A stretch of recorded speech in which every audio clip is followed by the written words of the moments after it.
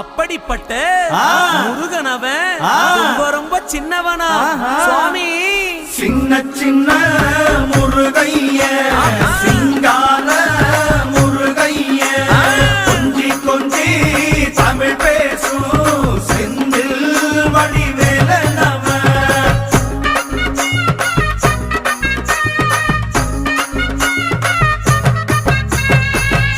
தமிழ் செல்வன் என்பார், சத்குணசீலன் என்பார், மயூர வாகனன் என்பார், மருதமலை ஆண்டவன் என்பார், சென்னிமலை சுவாமி என்பார், சிவன்மலை வேலா என்பார், ஞானவடி வேலன் என்பார், வேலாயுத சுவாமி என்பார், தேவாதி தேவன் என்பார், ஸ்கந்த குரு என்பார், அவ்வையிடம் ஆசி பெற்றவனாம், அப்பனுக்கே பாடம் சொன்னவனா, கார்த்திகை பெண்ணிடம்